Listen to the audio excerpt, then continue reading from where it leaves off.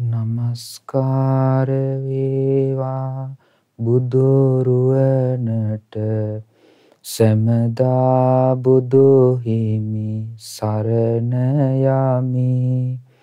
නමස්කාර වේවා ධම්රුවනට සැමදා සදහම් සරණ යමි. නමස්කාර වේවා සංඝරුවනට සැමදා මහා සංඝ සරණ යමි. නමස්කාර වේවා තුනුරුවනට සැමදා තිසරණ සරණ යමි. සාදු සාදු සාදු. අපගේ ගුරු දේවෝත්තම පින්වත් ලොකු ස්වාමීන් වහන්සේට අප හැම දිනාගේ নমස්කාරය වේවා. සාදු සාදු සාදු. හැම දිනාටම තිරුවන් සරණයි. ශ්‍රද්ධාවන්ත පින්වත්නි, අද මේ උතුම් සද්ධර්ම දේශනාව නුවණැස පාදන සිරි සදහම් දේශනා මාලාව අපගේ ශාස්ත්‍ර වූ සම්මා සම්බුදුරජාණන් වහන්සේ අප කෙරෙහි අප්‍රමාණ කරුණාවකින්, ලෝක සත්වයා කෙරෙහි අප්‍රමාණ සෙනෙහසකින් උන්වහන්සේ අවබෝධ කරගත්තු ධර්මය නිවන ඉලක්ක කරගෙන දේශනා කරන්නට යෙදුණා. බුදුරජාණන් වහන්සේ නමක් පහළ වුණාම තමයි ලෝකේ නිවන ගැන කතා බහක් ඇති වෙන්නේ. ලෝකයට අයිති දේ නිදහස් වීමක් ගැන කතා කරන්නේ බුදුරජාණන් වහන්සේ නමකගේ ධර්මයකින්. ඒ නිසා අපි මේ මනුස්ස ලෝකේ අපි උපදිනකොට අපි මොකද්ද වාසනාවකට මොකද්ද පිනකට ඒ බුදුරජාණන් වහන්සේ නමක් ලෝකේ පහළ වුණ යුගයක ඒ ධර්මයේ ලෝකේ පවතින අවස්ථාවක අපිට ඉපදින්නට පුළුවන්කම ලැබුණා. දැන් අපි කල්පනා කරාම මේ සංසාරේ ගමන් කරගෙන යනකොට බුදුරජාණන් වහන්සේ දේශනා කළා තිබෙන්නේ සතර අපායට වැටුණ සත්වයා නැවත සුගතියක ඉපදීම නියසිල මත තියෙන පස් ටිකටත් වඩා අඩු ප්‍රමාණයක් තමයි නැවත සුගතිය උපදින්නේ කියලායි බුදුරජාණන් වහන්සේ වදාළේ. එතකොට අපි මේක සාමාන්‍යයෙන් අපි කල්පනා කරනවා එහෙනම් මේ මිනිස්සු ගොඩාක් ඉන්නේ මොකද? ඊළඟට මේ තිරිසන් සත්තු ටිකයිනේ ඉන්නේ. කොහොමද අනිත් සත්වයන් කියලා අපිට හිතෙන්න පුළුවන්. නමුත් මේ ලෝකේ සත්ව ප්‍රජාව ගැන බුදුරජාණන් වහන්සේගේ අවබෝධයට අනුව උන්වහන්සේ දේශනා කළා මේ සත්ව ප්‍රජාවේ තියෙන විශාලත්වය. ඒකෙදි බුදුරජාණන් වහන්සේ පෙන්වලා දෙනවා මේ මහා පෘථුවිය එහෙම නැත්නම් මේ මහා පොළව මතු පිට ජීවත් වෙන සතුන්ට වඩා ප්‍රමාණයක් පොළව අභ්‍යන්තරේ ජීවත් වෙනවා. ඒ වගේම පොළව අභ්‍යන්තරයේත් මතු පිටත් තියෙන සත්වයින්ට වඩා ප්‍රමාණයක් මහා සාගරේ ජීවත් වෙනවා කියලා. උන්වහන්සේ දේශනා කළේ තිරිසන් ලෝකයේ ගැන. ඒ වගේම പ്രേත ලෝකයේ ප්‍රමාණ මෙපමණයි කියලා ප්‍රමාණ කරන්න බැරි තරම්. අපිට ඒකේ විස්තර සමහර අවස්ථාවලදී ඔය ප්‍රේතවත්තු වල ඊළඟට නොයෙක් ඉතිහාස තොරතුරු වල ඊළඟට මේ දිවසින් ඒ සත්වයන්ගේ ස්වභාවය දැකලා කියන්නට පුළුවන් හැකියාව තියෙන අතීතයේ හිටපු උතුමන්ගේ ප්‍රකාශයන්ට අනුව අපිට වටහා ගන්න පුළුවන් කොයිතරම් පිරිසක් പ്രേත ලෝකවල ඉන්නවද කියලා. ඒ වගේම සමහර අවස්ථාවල නොයෙක් තොරතුරු තියෙනවා. මේකේ කියනවා ඒ සමහර අමනුෂ්‍යයන්ට ඉන්න සේනාවල් ගැන. ඒ සේනාවල් ගැන කියනවා බටහිර දිශාව දිහා බැලුවාම දිශාවේ කෙළවරක්, ඒ කියන්නේ ඒ ඉන්න අමනුෂ්‍යයන්ගේ ප්‍රමාණය කෙළවරක් දකින්න බෑ කියලා. ඒ වගේම නැගෙනහිර දිශාවටත් එහෙමයි. ඊළඟට දකුණ උතුරාදී මේ දිශාවන් දිහා බලනකොට ඒ ඉන්න සේනාවේ ප්‍රමාණය මෙපමණයි කියලා ඒ කෙළවරක් පේන්නේ නැහැ කියනවා. එච්චරට අතිවිශාලයි මේ ප්‍රමාණයන්. ඒ പ്രേත ලෝකයේ. එහෙම නැත්නම් ඒ දුගති ලෝක. ඊළඟට අපාය ගැන බුදුරජාණන් වහන්සේ වදාළෙත් ඒ විදිහමයි. අපායේ කර්මානුරූප සත්වයන් උපදිනවා. ආයෙමත් ඒ තැන්වලම ඒ කර්මය ගෙවෙනකන් අවුරුදු 100,000 ගණන්, ලක්ෂ කෝටි ගණන් ප්‍රමාණ කරන්න බැරි තරම් ආයුෂයන් ගෙවමින් ඒ සත්වයන් දුක් විඳිනවා. ඒ නිසා බුදුරජාණන් වහන්සේ නමක් ලෝකේ පහළ වෙලා මේ ධර්මයේ දේශනා කරනකොට මේ ධර්මයේ තුලින් දැනගන්නවා නුවණ තියෙන පුද්ගලයා, නුවණ තියෙන කෙනාට මේ ධර්මය අහන්න ලැබුණාම එයා දැනගන්නවා මේ සංසාරය එහෙම නැත්නම් මේ ජීවිත ගමන කියන්නේ මහා භයානක දෙයක්. මේ භයානක දෙයින් නිදහස් වෙන්නටයි බුදු කෙනෙක් ලෝකේ පහළ වෙලා ධර්මය දේශනා කරන්නේ කියන වැටහීමට පැමිණිලා ඒ ශ්‍රාවකයා තමන්ගේ ජීවිතය තුළ කුසලයේ පුරුදු කරනවා. කුසලයේ පුරුදු කිරීම ලෝකයේ අතිශයින් දුෂ්කර දෙයක්. කුසලයේ පුරුදු කරන්න ලේසි නෑ. ඒ සඳහා සිත පිහිටුවා ගන්න ලේසි නෑ. මොකද කුසලයට නෙමෙයි අපි සංසාරෙදි පුරුදු වෙලා තියෙන්නේ අකුසලයට. අකුසලයේ බලවත් වීමට. ඒ අකුසලයටම කරුණු එකතු කරගන්න තමයි අපි ගොඩාක් පුරුදු වෙලා තියෙන්නේ මේ සංසාරේ. ඒක බුදුරජාණන් වහන්සේ දේශනා කරනවා නිවන් මඟ හෝ එහෙම නැත්නම් කුසලයක් පුරුදු කිරීම හරියට ගඟක උඩ අතට පීනනවා වගේ වැඩක් කියලා. ගඟ ගලාගෙන යන දිශාවට ගමන් කරන්න ලේසියි. නමුත් ගඟේ ගලාගෙන යන දිශාවට විරුද්ධ ප්‍රතිවිරුද්ධ දිශාවට ගමන් කරන්න ගියොත් කෙනෙක් ඒ කිනාට ඒක ලොකු වෙහසක්, ලොකු අපහසුවක්. අන්න ඒ වගේ තමයි මේ සත්වයන් මේ සසරේ සැඩපහරට අසු වෙලා සසර ගමනේ යනකොට බුදු කෙනෙක් ලෝකෙ පහළ වෙලා ධර්මයේ දේශනා කරද්දී ඒ ධර්මය අවබෝධ කරගන්න කල්පනා කරන කෙනාගේ ජීවිතයේ කුසලයේ දියුණු කිරීම කියලා කියන්නේ හරි අමාරු දෙයක්. නමුත් ඒ අමාරු දේ නොකිරුවොත් එයාට සතර අපායේ උරුමය ඇතුව තමයි මනුෂ්‍ය ජීවිතය අවසන් කරන්නේ. මනුෂ්‍ය ජීවිතයේ මේ මොහොතත් ගෙවන්නේ සතර අපායේ උරුමය තමන්ගේ ජීවිතය තුළ රඳවාගෙන. ඒ නිසා ඒ ස්වභාවය පෙරලෙන විදිය ගැන අපිට හිතා ගන්න බෑ. බුදුරජාණන් වහන්සේ මේ ධර්මයේ දේශනා කරද්දී උන්වහන්සේ සිතේ වේගය ගැන පෙන්වලා දෙනවා. මේ සිතේ වේගය ප්‍රමාණ කරන්න බෑ කියලා. දැන් සමහර විද්‍යාඥයන්, භෞතික විද්‍යාඥයන් නිර්මාණය කරලා තියෙනවා පරමාණුක ඔරලෝසු. පරමාණුක ඔරලෝසු වලින් කාලය ගණනය කිරීම කොයිතරම් සියුම්ම කරනවද කියන්නේ තප්පරය බෙදනවා බිලියනයට. තප්පරය බිලියනයට බෙදලා ඒ බිලියනයෙන් එකකට කියනවා මයික්‍රෝ තප්පර කියලා. එතකොට මේ වගේ ඊටාම සියුම්ම ඒ බෙදීමේ හැකියාවක් භෞතික විද්‍යාවේ වර්තමානයේ ඇති කරගෙන තියෙනවා. නමුත් බුදුරජාණන් වහන්සේ වදාලා මේ සිත කියන්නේ එහෙම බෙදලා මෙච්චර වේගින් හට ගන්නවා මෙච්චර වේගින් නැති වෙනවා කියලා එච්චර ප්‍රමාණ කරන්න බැරි තරම් අතිශය සියුම් දෙයක් කියලා. ඒ නිසා බුදුරජාණන් වහන්සේ දේශනා කළේ ඒක සියුම් නිසාමයි ඒ විදිහට.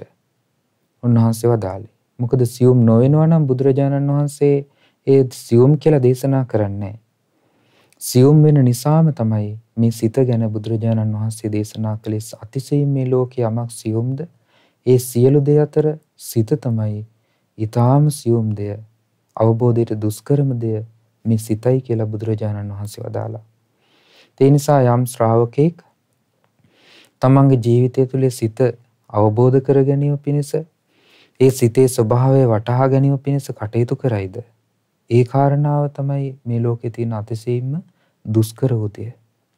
ඒ නිසා මේ පින්තුන්ට අද දවසේ මේ උතුම් සදහම් දේශනාවෙන් ශ්‍රවණය කරන්ට ලැබෙනවා බුදුරජාණන් වහන්සේ මේ දුකෙන් නිදහස් වීම අරමුණු කරගත්තු ශ්‍රාවකයා තමන්ගේ ජීවිතය තුළ ධර්මයේ පුරුදු කරගෙන ඉදිරියට ගියාම ඒ ශ්‍රාවකයාගේ සිතේ ස්වභාවය කොයි වගේද කියලා බුදුරජාණන් වහන්සේ පෙන්වලා දීලා තියෙනවා. මේ දේශනාව ඇතුළත් වෙලා තිබෙන්නේ අංගුත්තර නිකායේ පංචක නිපාතේ අංගුත්තර නිකායේ කොටස් 5 බැගින් වදාළ බුදු දේශනා ඇතුළත් කොටසේ තමයි මේ දේශනාව තිබෙන්නේ. දේශනාවේ නම තමයි නිස්සාරණීය සූත්‍රය. නිස්සාරණීය කියලා කියන්නේ අපි දන්නවා දැන් ආස්වාදය, ආදීනව, නිස්සරණ කියලා කරුණු තුනක් මේ ලෝකේ පවතිනවා. ඒ කියන්නේ ආස්වාදය කියලා කියන්නේ සිත බැඳී යාම. ආදීනවය කියලා කියන්නේ මේ ලෝකයේ අනිත්‍ය වූ ධර්මතාවය නිසා මේ ලෝකයට ඇති ධර්මයන් තුල පවතින ස්වභාවයට කියන ආදීනවය කියලා. ඒ වගේම නිස්සරණය කියලා කියන්නේ අනිත්‍ය වූ ඒ ආදීනව සහිත දෙයින්, ඒ වගේම ආස්වාදයට ඇලී යාම නම් වූ දෙයිනුත් නිදහස් වීමට කියනවා නිස්සරණය කියලා.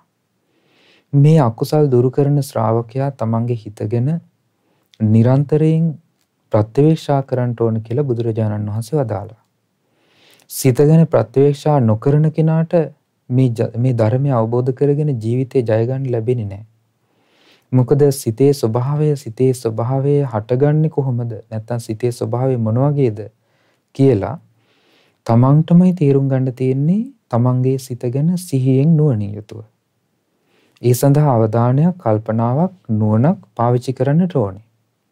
එතකොට යම් කෙනෙක් සිතේ ස්වභාවය තේරුම් ගන්නවා නම් ඒ ශ්‍රාවකයා තමන්ගේ හිත මේ අකුසලයන්ගෙන් දුරු කර ගැනීම පිණිස දරන්නා වූ උත්සාහය, කැපවීම ඒ ශ්‍රාවකයා නිතර ප්‍රත්‍යක්ෂා කරලා බලන්නට ඕනේ. තමන්ගේ හිතේ දැන් අකුසල් දුරු වෙනවද? නැත්නම් මේ හිත මොන වගේද අකුසල් වලට වැටෙන්නේ? මේ සිතේ හටගන්න අකුසල් මොනවද? කුසල් මේ හිතේ දියුණු වෙනවද? තමන්ගේ හිතේ කුසල අරමුණේ පිහිටවල තියාගන්න පුළුවන්කම තියනවද? මෙන්න මේ කාරණා නුවණ තියෙන ශ්‍රාවකයා නිතර කල්පනා කරලා බලන්නට ඕනේ. එතකොට බුදුරජාණන් වහන්සේ මේ දේශනාවේදී පෙන්වලා දෙනවා පංචිමා භික්ඛවේ නිස්සාරණීය ධාතුයෝ. මේ ලෝකයේ තියෙනවා නිස්සාරණීය ධාතු පහක්. කරුණු පහක් තියෙනවා. නිදහස් වීම නම් වූ කරුණ ඉලක්ක කරගත්තු. නිදහස් වීම පහක් තියෙනවා කියලායි බුදුරජාණන් වහන්සේ වදාළේ. මොකද්ද පළවෙනි එක?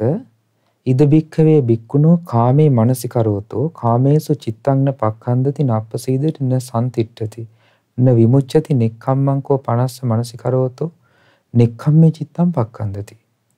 ඒ කියන්නේ බුදුරජාණන් වහන්සේ පෙන්ලා දෙනවා කාමයේ ගැන සිහි කරනකොට. කාමයේ කියලා කියන්නේ පංචකාම අරමුණු. ඒ තමයි ඇහැට පේන ප්‍රියමනාප රූප, ප්‍රියමනාප ශබ්ද, ප්‍රියමනාප ගඳ සුවඳ, ප්‍රියමනාප රස, ප්‍රියමනාප පහස. මේවට කියනවා පංචකාම අරමුණු කියලා. එතකොට අපි හිතමු හිත දියුණු කරපු කෙනෙකුට මේ පංචකාම අරමුණු එයාගේ ඉදිරියට පැමිණෙනකොට, එහෙම නැත්නම් එයාට ප්‍රියමනාප රූපය දකින්න ලැබෙනකොට, ඒ ප්‍රියමනාප රූපය ගැන සිතේ කැමැත්තක් උපදින්නේ නැහැ. ඒ ප්‍රියමනාප රූප අරමුණ ගැන සිත පිහිටන්නේ නැහැ. ප්‍රියමනාප අරමුණේ. ඒ මොකද හේතුව? ඒ ශ්‍රාවකයා හොඳට ප්‍රිය ස්වභාවයේ යථා ස්වභාවය, ප්‍රිය දේයින් හටගන්න දුක ගැන, ආදීනවය ගැන හොඳ වැටහීමකින් යුක්තයි. ප්‍රිය දේවල් නිසා දුකක් උපදිනවා කියන කාරණාව ගැන පැහැදිලි අවබෝධයක් තියෙනවා. ධර්මයේ තුලින් දැනගෙන, බුදුරජාණන් වහන්සේගේ බුද්ධ වචනයෙන් ඒ කාරණාව දැනගෙන ඒ ශ්‍රාවකයා තමන්ගේ ජීවිතය තුළ ඒක බහුල වශයෙන් වඩලා තියෙනවා. ආදීනව ගැන මෙනෙහි කරලා තියෙනවා. නිදහස් වීමට බලවත් කැමැත්තක් තියෙනවා. ධර්මයේ පුරුදු කරගෙන දියුණු වෙච්ච ශ්‍රාවකයාගේ සිතේ ස්වභාවය තමයි ඒක. සමහර අවස්ථාවලදී බුදුරජාණන් වහන්සේ පෙන්වලා දෙනවා ඒක හරියට මේ වගේ නෙළුම් කොළයකට වතුර උරන්නේ නැත්තේ යම්සේද. ඒ කියන්නේ නෙළුම් කොළයක් මතට වතුර බින්දුවක් වැටුනහම ඒ වතුර බින්දුව නෙළුම් කොළයට උරන්නේ නැහැ. ඒක ලෙස්සල යනවා. ඒ වගේ කියනවා මේ රූපය ඇස ඉදිරියට පැමිණෙනකොට ඒ රූපය අරමුණු වෙන්නේ නැහැ. ඒ රූපය ආදීනවෙ තමයි ප්‍රකට වෙන්නේ. මොකද හිත හොඳට පුරුදු කරලා අනිත්‍ය වශයෙන් වඩලා තියෙනවා. තමන්ට ඇහැට පේන රූපයන්, කනට ඇහෙන ශබ්දයන් ආදී මේ පංචකාම අරමුණු ගැන අනිත්‍ය වශයෙන් බලවත්ව මෙනෙහි කරලා තියෙනවා. දැන් ගොඩාක් දෙනකොට මේ අනිත්‍ය මෙනෙහි කිරීම කියන කාරණාවේදී ගොඩක් අය කල්පනා කරනවා අනිත්‍යයි කියලා හිතුව පමණින් ඒක හිතේ පිහිටනවා කියලා. නමුත් ඒක අපි හිතේ මතු පිටින් ඇති කරගන්න දෙයක්. අනිත්‍යයි කියලා අපි මෙනෙහි කරන්නට ඕනේ කරුණු සහිතව, හේතු සහිතව. දැන් අපි උදාහරණයක් විදිහට ගත්තාම අපි හිතුව මොන හරි දෙයක් අපිට අහිමි වෙනවා. එක්කෝ මොන හරි ප්‍රශ්නයක් වෙනවා. එතකොට එයා හිතනවා මේ ඔක්කොම අනිත්‍යයිනේ. ඒ නිසා මේකට මං කම්පා වෙලා වැඩක් නැහැ කියලා ඔන්න හිත හදා ගන්නවා. හැබැයි ආයි වෙන අරමුණකට ආයි හිත බැඳිලා. මේ කියන්නේ හිම ස්වභාවයක් නෙමෙයි පින්වත්නි. මේ බුදුරජාණන් වහන්සේ පෙන්වලා දෙන්නේ තමන්ගේ හිතේ අකුසල් දුරු කර ගැනීම පිණිස බලවත් වූ කුසලයක් පුරුදු කර ගැනීම පිණිස මුළුමනින්ම කුසල අරමුණක් හිතේ පිහිටුවා ගන්න ක්‍රමයක්. ඒකෙදි බුදුරජාණන් වහන්සේ අනිත්‍ය මෙනෙහි කරන්න කියලා දේශනා කරා රූපං භික්ඛවේ අනිච්චා. රූපය අනිත්‍යයි. වේදනා අනිච්චා. විඳීම අනිත්‍යයි. සංඥා අනිච්චා. හඳුනා ගැනීම. ඒ වගේම සංඛාරා සංස්කාරයන්. විඥානං අනිච්චං. මේ විඥානය ආදී මේ පංච උපාදානස්කන්ධය. ඒ පංච උපාදානස්කන්ධය අනිත්‍ය වශයෙන් මෙනෙහි කරන්න නම් කෙනෙක් පංච උපාදානස්කන්ධය කියන්නේ කුමක්ද කියලා පැහැදිලි නිර්වෘල් බවක් තියෙනට ඕනේ. ඒ නිර්වෘල් බවට කියනවා දෘෂ්ටිය පිරිසිදු කර ගැනීම. ඒ කියන්නේ ධර්මය අහලා ඊට අනුකූල වූ ඒ ධර්මයේ මතක තියාගෙන ඊළඟට ඒ ධර්මයේ වචනින් පුරුදු කරලා ඒ ධර්මයේ නුවණින් විමසලා ඒ කාරණා පිළිබඳව තමන්ගේ දැකීම එහෙම නැත්නම් දැක්ම අවබෝධය වැටහීම පැහැදිලි කරගන්නවා. ඒකට කියනවා දෘෂ්ටිය පිරිසිදු කර ගැනීම. දෘෂ්ටිය පිරිසිදු කරගත්තෝ ශ්‍රාවකයෙකුට නුවණින් විමසීම කියන දේ ලේසියෙන්ම කරන්න පුළුවන්. දෘෂ්ටිය පිරිසිදු නැත්නම් මනසින් විමසලා නැත්නම් බුදුරජාණන් වහන්සේ වදාළ ධර්මයේ ඒ ධර්මයේ මතක නැත්නම් ඒ ධර්මයේ වචනින් පුරුදු කරන්න තමන්ට සිහි කරගන්න කල්පනාව නැත්නම් එතකොට ඒ ධර්මය අහලා නැත්නම් මෙන්න මේ කරුණ වලින් කෙනෙක් සන්නද්ධ නොවුනොත් එයාට ධර්ම අවබෝධය ලබන්න බෑ. ඉතින් ඒ නිසා නුවණ තියෙන ශ්‍රාවකයා කරන්නේ බුදුරජාණන් වහන්සේගේ ධර්මය අහලා ඒක නුවණින් විමසන්න පටන් ගන්නවා. ඒ නුවණින් විමසනකොට ඒ ශ්‍රාවකයාට තේරුම් යනවා මේ ජීවිතය කියලා කියන්නේ ඒකාන්තයෙන්ම අනිත්‍ය දෙයක්. ඇහුවේ ධර්මයෙන් බුදුරජාණන් වහන්සේ වදාළ වචනෙන් බුද්ධ වචනයෙන් තමයි ඒක අහන්න ලැබුණේ. එතකොට ඒක බාහිරින් ලැබිච්ච දේ. මොකද්ද? ධර්ම ශ්‍රවණය.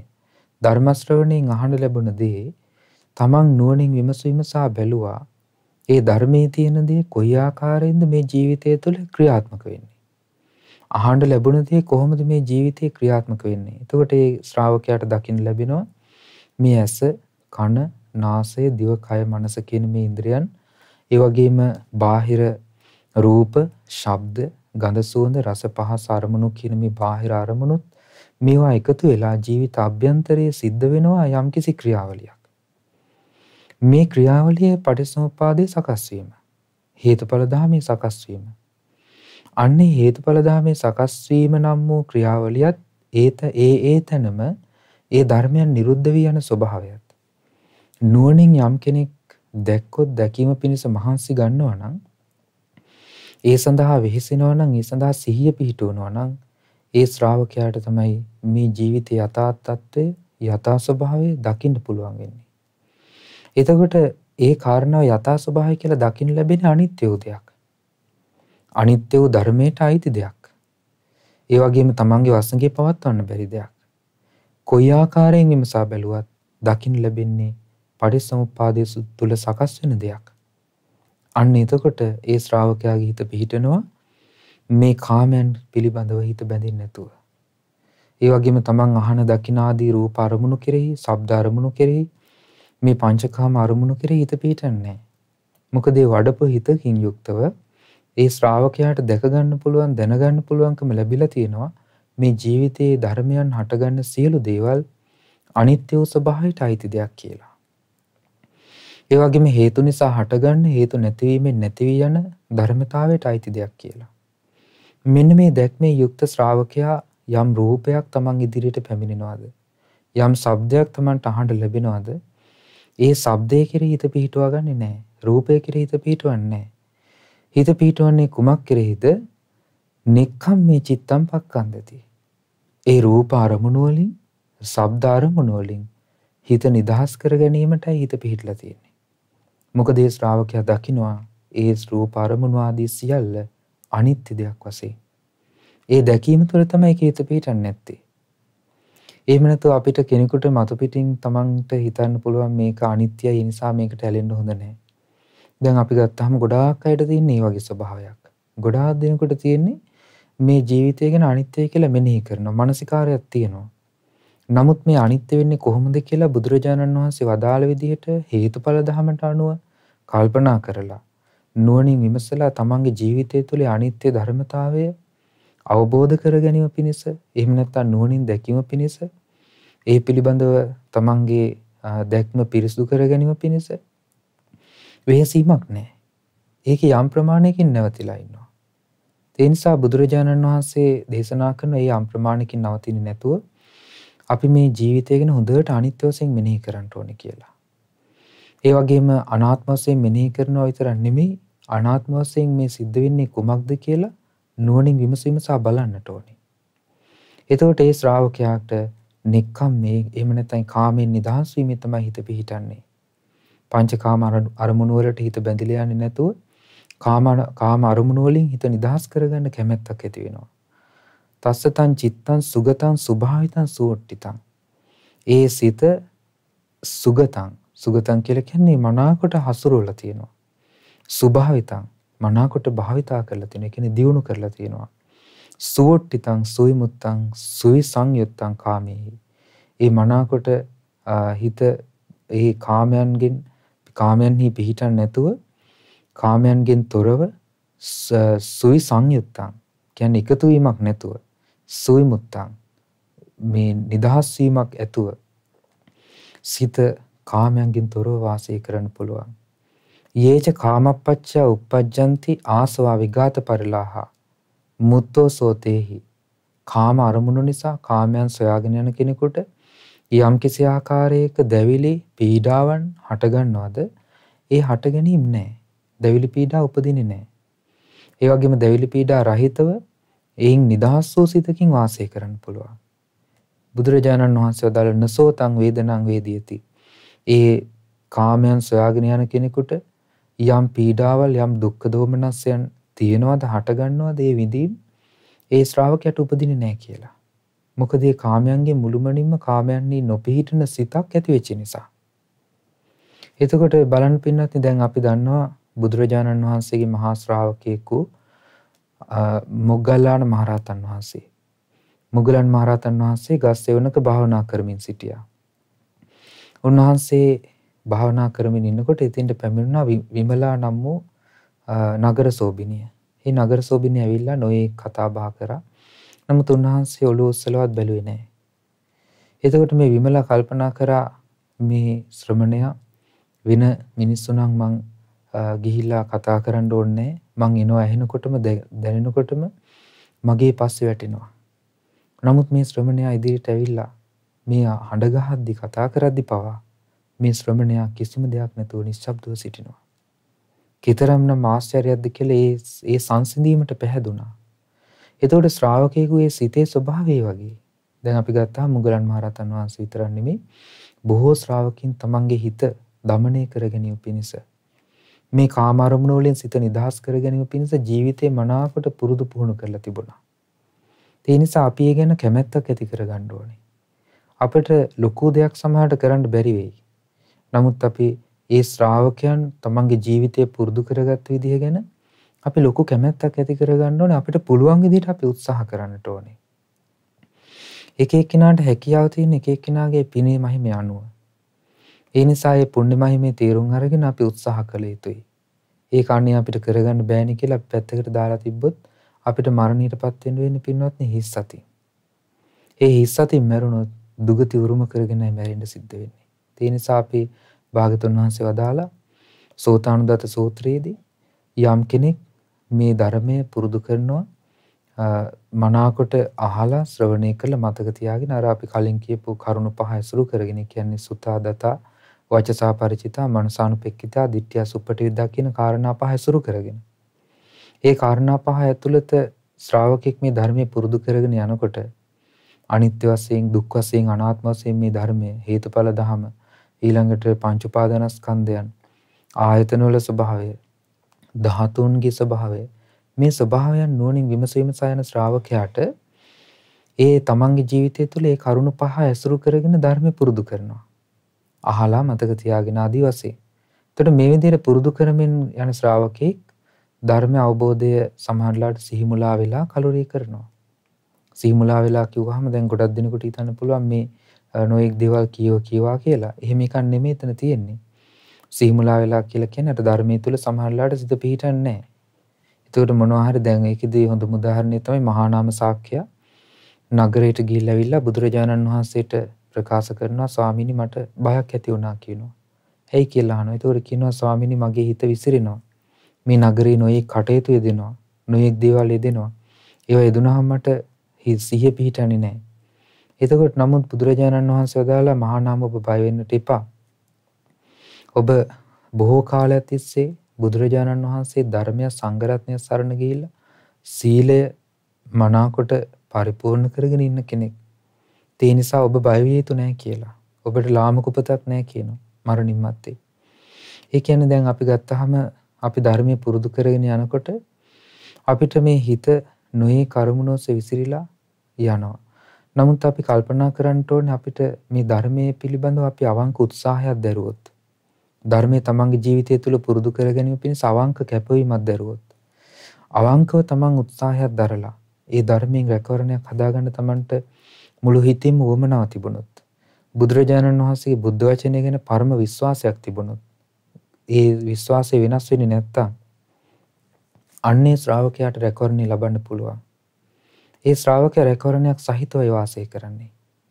ඒ නිසා ඒ රැකවරණය තමයි මනුස්ස ලෝකෙන් චුත වෙලා දෙවියන් අතර ඉපදුනොත් ඒ දිව්‍ය ලෝකේ ධර්මයේ සිහි කරගන්න පුළුවන් වෙනවා. ධර්මයේ සිහි නොවුනොත් ධර්මයේ කතා බහ කරද්දී ධර්මය අහන්න ලැබිලා සිහිය උපදිනවා.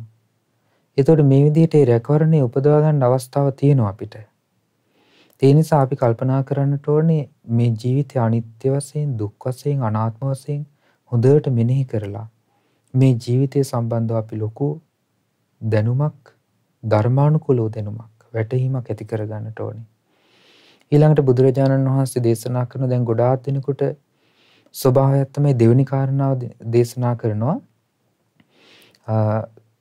භාගතුන් වහන්සේ වදාරනවා දෙවෙනි එක තමයි ව්‍යාපාදය. ව්‍යාපාදය කියලා කියන්නේ අපි අකමැති විදිහට මේ රූපයන්, ශබ්ද, ගන්ධ, සුවඳ, රස, පහස, අරමුණු ආදී පැවතීම. මේ විදිහට මේ අපේ බාහිරින් ලැබෙන අරමුණු අපේ ජීවිතේට ඒවා කෙරෙහි අපේ සිත ගැටෙනවා. අයෝනිසෝ මනසිකාරයෙන් යුක්තව ඒවා කෙරෙහි අපේ සිත අමනාපයෙන්, අකමැත්තෙන් ඒවා ප්‍රතික්ෂේප කරනවා. ඒතර මේ ද්වේෂයේ නොයේ ස්වභාවයන් තියෙනවා. ගොරෝසු ස්වභාවයන්, සියුම් ස්වභාවයන්. ඒතර ගොරෝසු ස්වභාවයන් ටිකින් ටික අතහැරලා කියන්නේ ගොරෝසු කායික ක්‍රියා ද්වේෂ සහගතව සිදු කරන. ඊළඟට ගොරෝසු වචනීය වාචසික ක්‍රියා. ඊළඟට ගොරෝසු මානසික ක්‍රියා ද්වේෂයෙන් යුක්තව කරන. ඒතර මේවා නුවණින් විමසීම සාමයි බැහැර කරන්න තියෙන්නේ. එහෙම නුවණින් විමසීම සහ බැහැර කරනකොට සියුම් දේ දැක ගන්න පුළුවන් වෙනවා. කොයිතරම් සිත දියුණු වෙනවද කියලා කියන්නේ ද්වේෂයෙන් තොරව වාසය කිරීමේ කුසලතාවය ඔහු තුළ උපදිනවා. ඒක කොයිතරම්නම් ශ්‍රේෂ්ඨයිද කියලා කියන්නේ ද්වේෂ අරමුණක් එනකොටම ඒ අරමුණ උපදිනකොටම උපදින බව දැනගන්න ලැබෙනවා. ඒ අරමුණ බැහැර කිරීම පිණිස සිහිය පිහිටනවා, නුවණ පිහිටනවා. ඒ වගේම ද්වේෂ සහගත වූ ව්‍යාපාද අරමුණු කෙරෙහි, ව්‍යාපාද වූ සිතවිලි කෙරෙහි සිත පිහිටන්නේ නැහැ. න චිත්තම් පක්ඛන්දති, න පසීදති, න සම්තිට්ඨති, න විමුච්ඡති. ඒ සිත ද්වේෂය තුල පිහිටන්නේ නැහැ. ද්වේෂයට යට වෙන්නේ නැහැ. අව්‍යාපාදං කෝපනස්ස මනසිකරෝතු අව්‍යාපාදේ චිත්තං පක්ඛන්දති. එතකොට අව්‍යාපාද එහෙම නැත්නම් මෛත්‍රිය මෙත්සිත මෙනෙහි කරද්දී හොඳට සිත පිහිටනවා මෛත්‍රියේ. මෛත්‍රී සහගත අරමුණේ මනාකොට හිත පිහිටනවා. මෛත්‍රී සහගත අරමුණ කෙරෙහි සිත කැමැති. ද්වේෂයෙන් තොර බව කැමැති.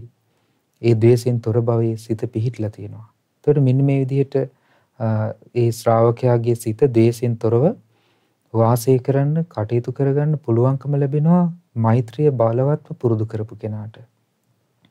සමහරලාට මෛත්‍රියත් එක්කම අපි පුරුදු කර යුතු තව දෙයක් තියෙනවා.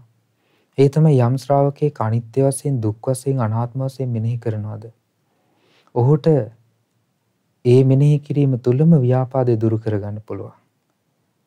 එතකොට මෛත්‍රියෙන් ද්වේෂය දුරු වෙනවා, ද්වේෂය යටපත් වෙලා යනවා. අනිත්‍ය වැඩිවීමෙන් ද්වේෂය මුළුමනින්ම ප්‍රහාණය වෙලා යනවා. අනිත්‍ය මෙනෙහි කිරීමෙන්, දුක් වශයෙන් මෙනෙහි කිරීමෙන්, අනාත්ම වශයෙන් මෙනෙහි කිරීමෙන් ඒ තමන්ට එන අරමුණු මුළුමනින්ම ද්වේෂයෙන් තොර සිතක් ඇති කරගන්න ඒක උපකාර වෙනවා. ඒ නිසා බුදුරජාණන් වහන්සේ දේශනා කරනවා තස්සතං චිත්තං සුගතං සුභාවිතං සුවට්ඨිතං. ඒ සිත එහෙම නැත්නම් ඒ ද්වේෂයෙන් තොර බව නම් වූ සිත මනාකොට පිහිටුවාගත් එකක්.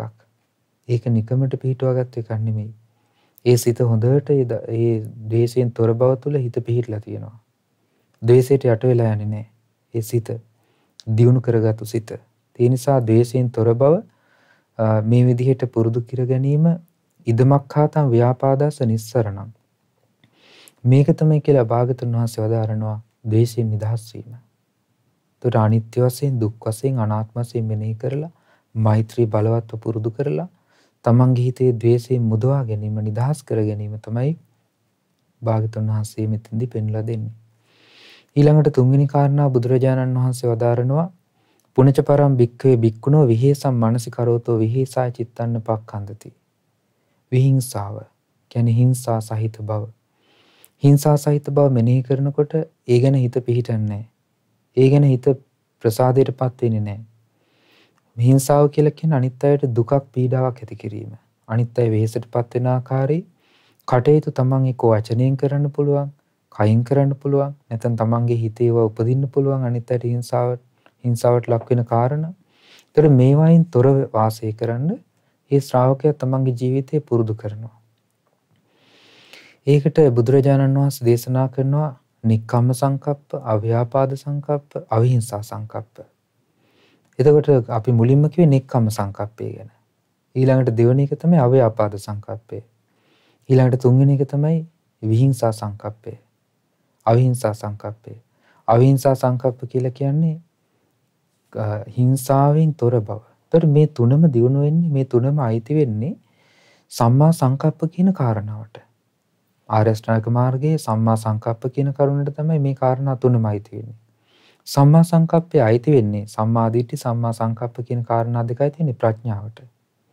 ප්‍රඥාව කියලා කියන්නේ බුදුරජාණන් වහන්සේගේ ධර්මයේ කරුණු තුනක් ඇසුරින් පුරුදු වීම, පුරුදු කර ගැනීම ජීවිතය තුළ. ඒ තමයි අනිත්‍ය වශයෙන්, දුක් වශයෙන්, අනාත්ම වශයෙන්. එහෙමනම් යම් ශ්‍රාවකෙක් තමන්ගේ ජීවිතය තුළ අනිත්‍ය, දුක්ඛ, අනාත්ම වශයෙන් මේ හේතුඵල ධර්මයේ සකස් වීම ගැන මෙනෙහි කරලා ඒ මෙනෙහි කිරීම තුළ ප්‍රඥාවක් දියුණු කරගන්නවද, අවබෝධයක් වැටහීමක් දියුණු කරගන්නවද? අන්නේ දියුණු කර ගැනීම තුළයි මේ නික්කම්ම සංකප්පය ආදී මේ සම්මා සංකප්පයන් උපදින්නේ. බුදුරජාණන් වහන්සේ මේ පෙන්ලා දුන්නේ සම්මා දිට්ඨිය, සම්මා සංකප්පය කියන මේ කාරණා වලින් කෙනෙක් යුක්ත වුණොත් ඒ ශ්‍රාවකයාට තමන්ගේ ජීවිතය තුළ මේ නිදහස් වීම, මේ සසර දුකින් නිදහස් වීමයි උරුම වෙන්නේ. ඒ නිසා බුදුරජාණන් වහන්සේ සම්මා සංකප්පය වශයෙන් මේ කාරණා තුන, මේ නිදහස් වීම ගැන පෙන්වලා දෙනවා. එතකොට සම්මා දිට්ඨියෙන් යුක්තව, සම්මා සංකප්පයෙන් යුක්තව යම් ශ්‍රාවකෙක් වාසය කරනවා නම් ඒ සම්මා දිට්ඨිය ඇති උනේ ප්‍රඥාව දියුණු වීමෙන්. සම්මා සංකප්පය කියලා කියන්නේ ප්‍රඥාවමයි. ඒ නිසා මේ කරුණ වලින් යුක්ත වෙච්ච ශ්‍රාවකයාට ඒ නිදහස් වීම නැත්නම් නිස්සරණය කියන දේ සාක්ෂාත් කරන්න පුළුවන්කම ලැබෙනවා. එතකොට අපි ගත්තාම ගොඩාක් දෙනෙකුට මේ නිස්සරණය කියන එක කොහොමද උපදින්නේ, කොයි ආකාරයෙන්ද තමන්ගේ ජීවිතය තුළ උපදවා ගන්න ඕනේ කියලා ගොඩක් වෙලාවට කල්පනාවක් අඩුයි. ඒ ගැන මෙනෙහි කරන්නේ නැහැ. හිතනවා අපි නිදහස් වෙන්න ඕනේ, අපි නිවන් දකින්න ඕනේ, අපි ධර්මය අවබෝධ කරගන්න ඕනේ කියලා කල්පනා කරනවා. නමුත් ඒ කල්පනා කරව පමණින් ඒ තුළ හිත පිහිටන්නේ නැහැ. ඒකට හේතුව තමයි මේ ජීවිතය නිවැරදිව අනිත්‍ය, දුක්ඛ, අනාත්ම වශයෙන් මේ ජීවිතයේ භාගතුන් වහන්සේ වදාළ විදිහට මෙනෙහි කරලා නැතිකම. ඒ වගේම චතුරාර්ය සත්‍ය අවබෝධ කර ගැනීමත් සම්මා සංකප්පේ නම් වූ මේ කරුණු තුන තමන්ගේ ජීවිතය තුළ මනාවකට පුරුදු කර ගැනීමත්, ඒ කරුණු අපිට පුරුදු කරගන්න බැරි වුණොත් තමයි මේ ජීවිතයේ සසර ගමනට වැටෙන්නේ. ඒ නිසා සංසාර ගමනට නොඇටි තමන්ගේ සසර ගමනේ නිදහස් වීමට කැමැති ශ්‍රාවකයා අනිත්‍ය, දුක්ඛ, අනාත්ම වශයෙන්මයි මේ ජීවිතේ මෙනෙහි කරන්න තියෙන්නේ. ඒ විදිහට මෙනෙහි කරන ශ්‍රාවකයාට නිදහස් වීම නම් වූ දේ තමන්ගේ ජීවිතය තුළ ඇති කරගන්න පුළුවන්. අපි සාමාන්‍යයෙන් අර කලින් මතක් කරා වගේ අනිත්‍ය වශයෙන් අපි මෙනෙහි කරන්න කැමතියි. නමුත් මෙනෙහි කරනවා අපි. ඒ මෙනෙහි කරන්නේ කොහොමද? අපිට ඇහැට පේන දේ. ඇහැට පේන දේ කියන්නේ අපිට මොන හරි නැසි වෙනසි ගියපු දෙයක් දැක්කනම් ඊළඟට මොකක් හරි අහන්න ලැබුණා නම් කාට හරි විපතක් අයියෝ අපොයි කියලා අපි මෙනෙහි කරනවා. ඒකට ඕකේ ඉතින් ලෝකේ හැමෝටම පේන දෙයක් නේ. නමුත් බුදුරජාණන් වහන්සේ දේශනා කරපු ධර්මයේ තුල උන්වහන්සේ පෙන්ලා දුන්නේ මේ හේතුඵල ධහම තුලින් සකස් වෙන හටගන්න නැති වෙන ධර්මතාවයක්. අන්නේ ධර්මතාවයේ තියෙන බාහිර ලෝකෙ නෙමෙයි. ඒ ධර්මතාවයේ තියෙන තමන්ගේ ජීවිතය තුළ. ඒ ජීවිතය තුළ හටගන්න දෙයයි අපි අනිත්‍ය වශයෙන් මෙනෙහි කරන්නේ. ඒ වගේම ජීවිත අභ්‍යන්තරයේ එහෙම නැත්නම් මේ ජීවිතය සකස් වීම තුළ පවතින දේ අනිත්‍ය වශයෙන් දුක් වශයෙන් අනාත්ම වශයෙන් මෙනෙහි කිරීමයි ශ්‍රාවකයා කළ යුත්තේ. ඒතකොට තමයි ශ්‍රාවකයාගේ හිත මනාකොට නිදහස් වීමක් කරා ගමන් කරන්නේ. එහෙම නැතුව අපි නිකන් සාමාන්‍ය විදිහට කල්පනා කරුවොත් ඒ ටික කාලෙකින් අපිට අමතක වෙලා යන්න පුළුවන්. සමහර ලාවට ඒක වෙනස් වෙන්න පුළුවන්. ඒ නිසා එහෙම නොවි තමන්ගේ ජීවිතේ මනාකොට මේ ධර්මයේ තුල පුරුදු කරනවා කියලා කියන්නේ හේතුඵල ධහමට අනුව කල්පනා කිරීම. ඒක භාගතුන් වහන්සේ පෙන්ලා දෙනවා ඉමස්මින් සති ඉදං හෝති. ඉමස් උප්පාදා ඉදං උප්පජ්ජති. ඉමස්මින් අසති ඉදං නහෝති. ඉමස්ස නිරෝධා ඉදං නිරුච්ඡති. මේ තමයි හේතුඵල ධහමේ න්‍යායය. එතකොට මේ න්‍යායට ගලපලා ඒ කරුණට ගලපලා තමයි මේ කාරණා වටහා ගන්න තියෙන්නේ. සමහර අය කතා කරනවා මේ න්‍යායට ගලපලා කොහොමද තේරුම් ගන්න කියලා. නමුත් භාගතුන් වහන්සේ දේශනා කරපු ධර්මයෙන් සඳහන් වෙලා තියෙනවා. භාගතුන් වහන්සේ පැහැදිලිව පෙන්ලා දීලා තියෙනවා මේ ධර්මයන් න්‍යායට ගලපන විදිහ. ඥානවත සූත්‍රයේ ආදී දේශනාවල බුදුරජාණන් වහන්සේ පැහැදිලිව පෙන්ලා දීලා තියෙනවා. ඒ නිසා ඒ කාරණා පිළිබඳව පටිච්චසමුප්පාද ධර්මයන්, පංච උපාදානස්කන්ධ ආදී ධර්මයන්, ආයතන ධර්මයන්, ඒ වගේම ධාතු ධර්මයන්. ඒතකොට මේ සියල්ල පිළිබඳව ශ්‍රාවකෙක් නුවණින් විමසීම පිණිස තමන් ධර්මයෙන් සන්නද්ධව, ඒ ධර්මය තුළ විශාරදව, ඒ ධර්මයේ කිරීම කැපවීමෙන් තමන්ගේ ජීවිතය පුරුදු කරගත්තොත් ඒ ශ්‍රාවකයාට නිදහස් වීම ලබන්න පුළුවන්කම ලැබෙනවා. එහෙම නැතුව අපි කොයිතරම් කියා හිටියත්, කොයිතරම් අපි කතා කර හිටියත්, කොයිතරම් අපි වාද විවාද කර හිටියත්, ඒ ධර්මයේ නුවණින් විමසන්නේ නැති තාක්කල් ධර්මයට සමීප වෙන්නේ නැහැ. ඒ නිසා මේ ධර්මයට සමීප වීම මොන වගේද කරගන්න තියෙන්නේ කියලා අපි නුවණ දියුණු කරමින්ම තේරුම් ගත යුතුයි. ඒ සඳහා තමයි බුදුරජාණන් වහන්සේ ධර්මයේ වදාළේ. ඒ නිසා හතරවෙනි කාරණාව බුදුරජාණන් වහන්සේ පෙන්ලා දෙනවා. පුණජ පරම් භික්ඛවේ භික්ඛුන රූපම් මනසිකරෝතෝ. ශ්‍රාවකයා රූපය ගැන මෙනෙහි කරනවා. එතකොට රූපේ චිත්තන්න පක්ඛන්දති. රූපයේ කෙරෙහි සිත පිහිටන්නේ නැහැ. නප්පසීදති. සිතේ ප්‍රසාදයක් උපදින්නේ නැහැ රූපය ගැන. න සම්තිට්ඨති න විමුච්ඡති. බුදුරජාණන් වහන්සේ දේශනා කරනවා මේ රූපය කියලා කිව්වහම මෙතන තියෙන්නේ සතර මහා ධාතු. පඨවි, ආපෝ, තේජෝ, වායෝ කියන මේ සතර මහා ධාතුන්. සතර මහා ධාතුන්ගෙන් හටගත්තු ධර්මයන් මේ ලෝකයේ හැමතැනකම දකින්න ලැබෙනවා. එතකොට ඒකෙදී අපිට හැට පෙනෙන රූප, ශබ්ද, ගන්ධ, සුවඳ, රසය, පහස ආදී මේ සියල්ලම සතර මහා ධාතුන් නිසා හටගන්න දේවල්. ඒ වගේම ඒ බාහිරව හටගන්න සතර මහා ධාතුන් නිසා හටගත්තු දේවල්, ඒ වගේම අභ්‍යන්තරයේ තමන්ගේ ජීවිතය තුළ ක්‍රියාත්මක වෙන සතර මහා ධාතුන් භාගතුන් වහන්සේ පෙන්ලා දෙනවා. පඨවි ධාතුවට අයිති කොටස්, ඒ වගේම ආපෝ ධාතුවට අයිති කොටස්, ඒ වගේම තේජෝ ධාතුව, වායෝ ධාතුව ආදී මේ සතර මහා ධාතුන්ට අයිති දේවල් අපේ ජීවිතය තුළ තමන්ගේ සලකාගෙන ඉන්නවා. අන්නේ දේවල් කෙරෙහිත් ඒ වගේම මෙතන විශේෂයෙන්ම ඒ රූප කියලා අදහස් කරන මේ පංචකාම අරමුණු ඔස්සේනේ රූපයන් පවතින්නේ. ඒ වගේම රූපයන්හි ක්‍රියාකාරීත්වය තියෙන්නේ. එතකොට මේ පංචකාම අරමුණු වලින් නිදහස් වූ සිතකට රූප අරමුණු වලින් බැහැරව පංචකාම වලින් නිදහස් වෙච්ච සිතකට රූප අරමුණු වලින් බැහැර වෙන්න පුළුවන්. පංචකාම අරමුණු වලම ගැලී සිටින පංචකාම අරමුණුම සොයන ඒ සඳහාම වෙහෙසෙන කෙනාට රූප අරමුණු වලින් ගැලවෙන්න බෑ. ඒක භාගතුන් වහන්සේ දේශනා කරනවා. දැන් අපි ගත්තාම සතර මහා ධාතු ආදී දේවල් රූපේ මෙනෙහි කිරීම තියෙනවා ප්‍රථම ධානය දක්වා. ප්‍රථම ධානයේදීත් සතර මහා ධාතුන් අරමුණු කරගෙනයි ධානයට සමවදින්නේ. එතකොට එක්කෝ පඨවි ධාතුව, ආපෝ ධාතුව, ඒ ආදී ධාතු ස්වභාවයන් ඊට අනුව සකස් වූ දේවල් ඒ ස්වභාවයක් මූලික වෙලා තමයි ප්‍රථම ධානයට සමවදින්නේ. ඊළඟට ද්විතීය ධානයත් එහෙමයි. ඒවට කියනවා නිසා රූප ධාන කියලා. ඊළඟට තුන්වෙනි ධානය, හතරවෙනි ධානය ආදී මේ ධාන හතරත් රූප ධාන. එතකොට මේ රූප අරමුණු, ඊළඟට ඇහැට පෙනෙන රූපය, රූප ස්වභාවයන්, ඊළඟට ධාන මට්ටම් තුල තියෙන රූප ස්වභාවයන්, මේ සියල්ලම ඉක්මවා ගිහිල්ලා අරූපේ සිත පිහිටුවා ගන්නවා. ඒකට කියනවා අරූප සමාපatti. එතකොට ඒකට මූලික පදනම සකස් වෙන්නේ ධර්මෙ මෙනෙහි කිරීමමයි. ධර්ම මෙනෙහි කිරීමෙන් තොරව මේක කරා යන්න බෑ. එතකොට යම් කෙනෙක් සමාධිය වඩලා සමාධිය තුල ඒ රූප අරමුණු කෙරෙහි හිත බැඳලා තියෙන විදිය ආදී පුරුදු ඒක දැකලා නුවණින් විමසලා ඒ සියල්ල ඉක්මවා ගිහලා අරූප සමාපත්තියට සමාදීමක් ගැන තමයි භාගතුන් වහන්සේ පෙන්ලා දෙන්නේ. එතකොට ඒනොත් ඉක්මවා ගිහිල්ලා සියල්ලකින්ම නිදහස් වීමක් ගැන බුදුරජාණන් වහන්සේ වදාළා. ඒ නිසා රූපේ සිත පිහිටවන්න නැතුව රූපේ නිසා යම් ශෝකයක්, දුකක්, දුම්නසක් උපදිනවා නම් ඒවා ගැන හිත පිහිටවා ගන්න නැතුව අරූපය ගැන මෙනෙහි කරලා අරූපෙන් සිත අරූපේ තුල බලවත් සිත පිහිටවා ගන්නවා. ඒ ගැන බලවත් කැමැත්තක් ඇති කර ගන්නවා. ඒතර මෙන්න මේ ස්වභාවයට කියනවා ඉදමක්ඛාතං රූපාණං නිස්සරණ. මේක තමයි කියනවා රූපයෙන් නිදහස් වීම කියලා කියන්නේ. එතකොට ඒක කෙනෙකුට ශ්‍රාවකයෙකුට අනිත්‍ය වශයෙන්, දුක් වශයෙන්, අනාත්ම වශයෙන් මෙනෙහි කළා රූපේ ඉක්ම යන්න පුළුවන්කම තියෙනවා. අරූපයත් ඉක්ම යන්න පුළුවන්කම තියෙනවා.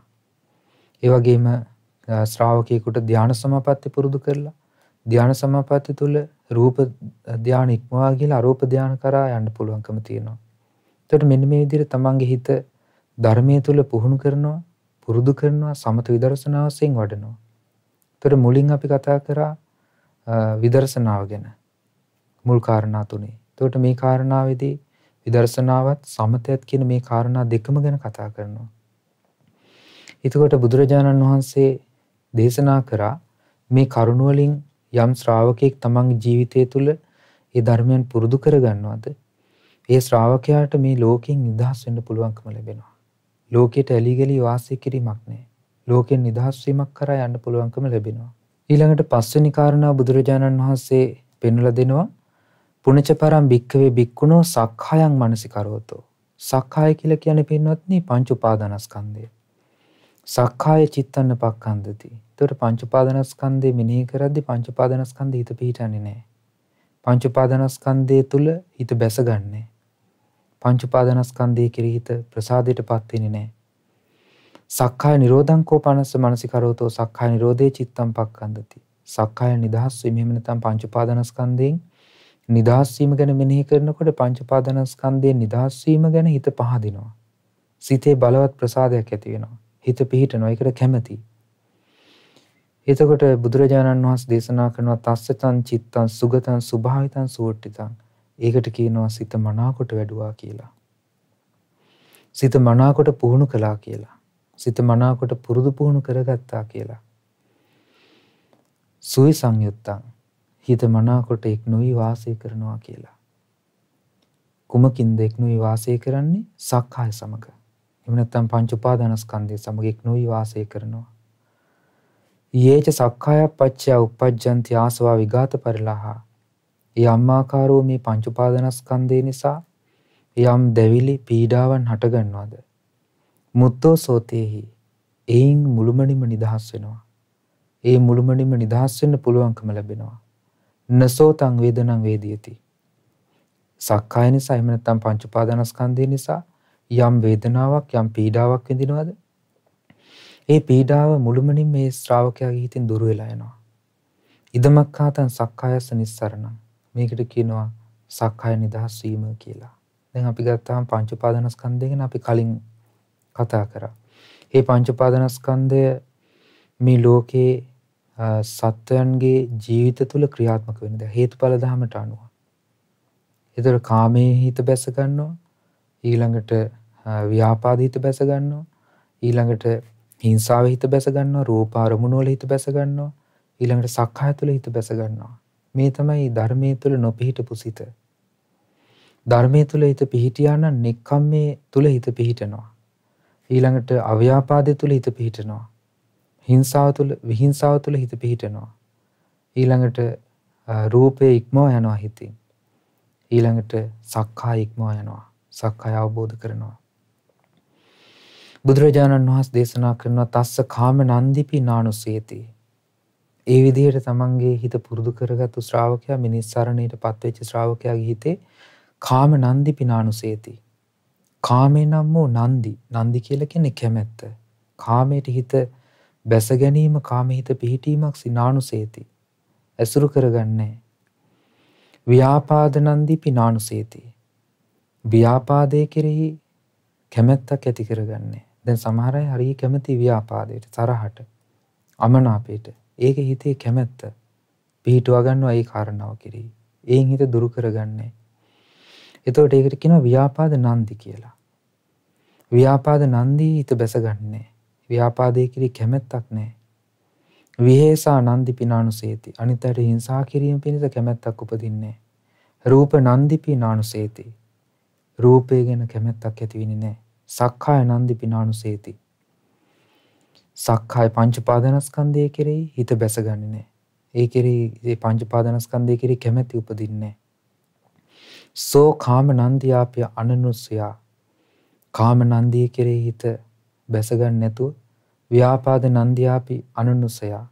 ව්‍යාපාද නන්දිය කෙරෙහි ව්‍යාපාදයේ කෙරෙහි කැමැත්ත ඇති කරගන්නේ නැතුව විහෙසා නන්දිපියාපි අනනුස්සයා.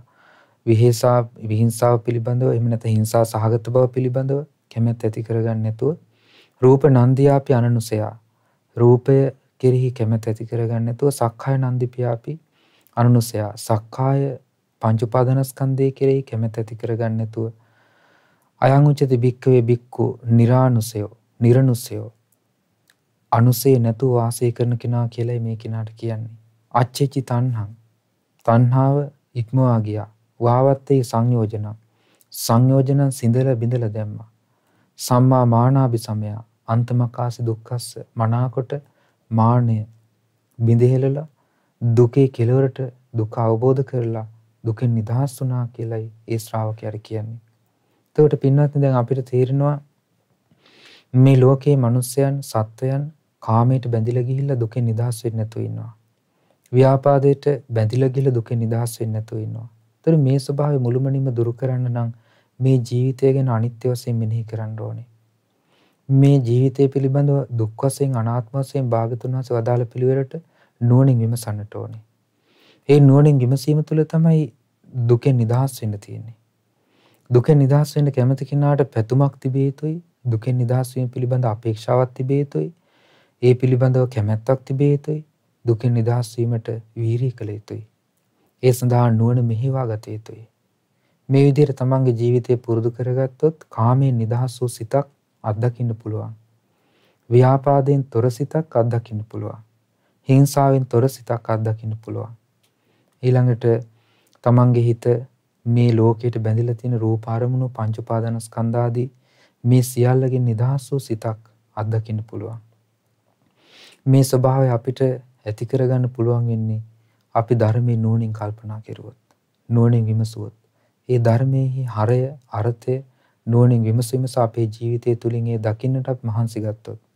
ඒ නිසා බුදුරජාණන් වහන්සේ මේ නිස්සාරණී සූත්‍රයෙන් දේශනා කළ කරුණු 5ක් ඔස්සේ මේ සත්‍යයේ හිත පිරිසිදු කරගන්න විදිය, නිවන අවබෝධ කරගන්න විදිය, නිවන සාක්ෂාත් කරගන්න විදිය. ඒ නිසා ඔබ සියලු දෙනාටමත් මේ ධර්මයේ ශ්‍රවණය කරන මේ පින්නතුන්ට මේ ධර්මයේ උපකාරයෙන් ඒ අමා මහ නිවන, ඒ සියලු දුකින් නිදහස් වීම සාක්ෂාත් කර ගැනීම පිණිස මේ උතුම් දහම් කාරණාව උපකාර වේවා. පුණ්‍ය අනුමෝදනාව. අද දවසේ නෝනස පාදන සිරිසදහම් දේශනා සඳහා අනුග්‍රහය දරන්නේ පින්වත් අමිතා ගමගේ, නදී පෙරේරා, චම්පා ප්‍රනාන්දු, සුජාතා, අනිල්, ලිලානි, චිත්‍රා, කුසුමා සහ චන්දිමා යන ඒ මහත්මින් විසින් රැස් කරගත්තු සියලු පුණ්‍ය ධර්මයන්, ධර්ම දානමය වශයෙන්, ධර්ම ශ්‍රවණමය වශයෙන් රැස් කරගත්තු සියලු පුණ්‍ය ධර්මයන් සියලු දෙවියෝ අනුමෝදන් වෙත්වා. දෙවියන්ගේ දිව්‍ය ආශීර්වාද වඩා වර්ධනය වේවා. සියලු දෙවියෝ උතුම් ධර්මාබෝධයෙන් සැනසෙත්වා. ගුරු දේවෝත්තම පින්වත් ලොකු ස්වාමීන් වහන්සේට රැස් කළ සියලු පින් අනුමෝදන් වෙත්වා. නිදුක් වේවා නිරෝගී වේවා සුවපත් වේවා උතුම් ධර්මාවබෝධයේ පිණිස රැස් කළ සියලු පින් උපකාර වේවා. අද දවසේදී දායකත්වයේ දරන පින්නතුන් නමින් මේ පරිලෝකීය සුබසිංහ මෑණියන්ට, විජේපාල ජයකොඩි පියාණන්ට සහ පියදාස සිරිසේන නානායක්කාර පියාණන්ටත් මේ පින් අනුමෝදන් වෙත්වා. ඒ පින්නතුන් නමින් මේ පරිලෝකීය සියලුම ඥාතීන්ට මේ පින් අනුමෝදන් වෙත්වා.